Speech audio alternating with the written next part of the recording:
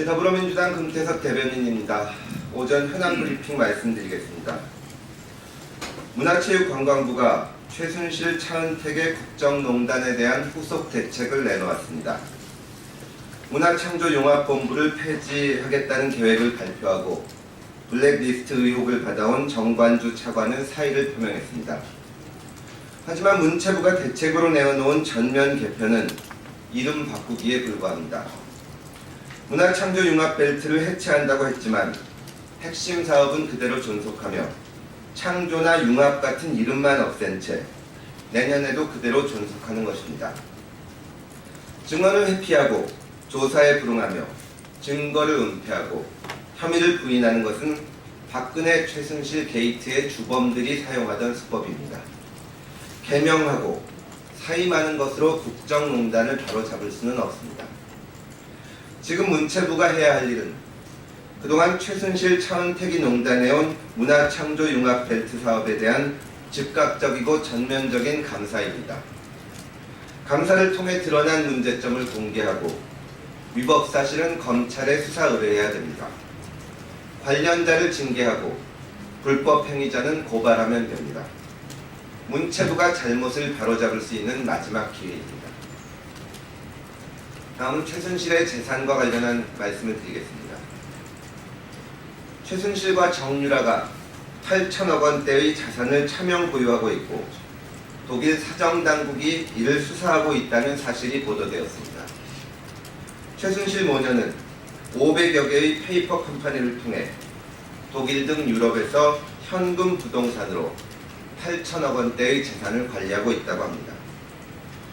독일 검찰은 지난 5월부터 최순실 일가의 돈 세탁 혐의를 수사하고 있지만 한국 검찰은 사건이 특검으로 넘어가기 전까지 독일 검찰에 대한 사법공조 요청도 하지 않고 있습니다. 오히려 독일 쪽과 사법공조하는 것보다 국내에서 압수수색과 관계자를 불러 조사하는 게 더 빠를 수 있다면서 사법공조의 소극적인 모습을 보이고 있습니다. 최순실은 1990년대 중반 유치원 원장을 했던 것 외에는 특별한 직업이 없었습니다.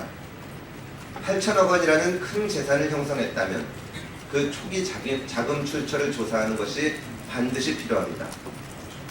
고 조순재 씨의 녹취록은 박정희 대통령 사후 뭉칫돈이 흘러들어갔다. 그전에는 찢어지게 가난하게 살았다고 증언하고 있습니다. 그에 따르면 부정한 돈이 축적되어 최순실의 재산으로 둔갑했다는 것입니다. 특검은 최순실 재산이라는 8천억 원의 자금 출처를 철저히 밝혀야 합니다. 자금 출처가 경제 개념이 없는 대통령의 뇌물죄를 밝혀줄 중요한 실마리가 될 것입니다. 다음은 우병우 전 민정수석에 대한 말씀입니다.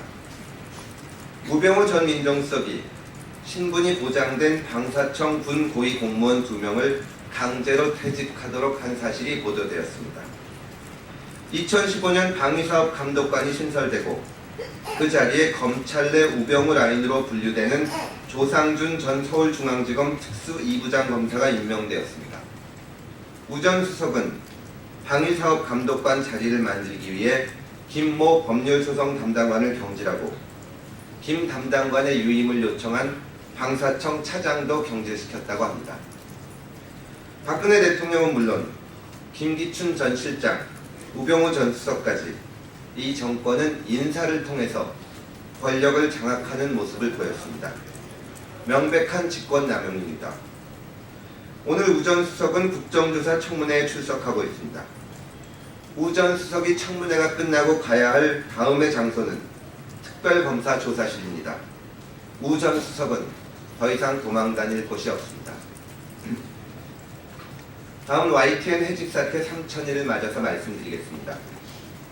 2008년 이명박 선거 캠프에서 언론 특보를 맡았던 구본홍 씨가 YTN 사장으로 선임됐습니다. YTN 노조는 권력의 언론 장악에 저항하여 구본홍 사장 퇴진 투쟁을 벌였고 그해 10월 6명의 기자들이 해고됐습니다. 오늘 2016년 12월 22일은 그분들이 해고된 지 3,000일째 되는 날입니다.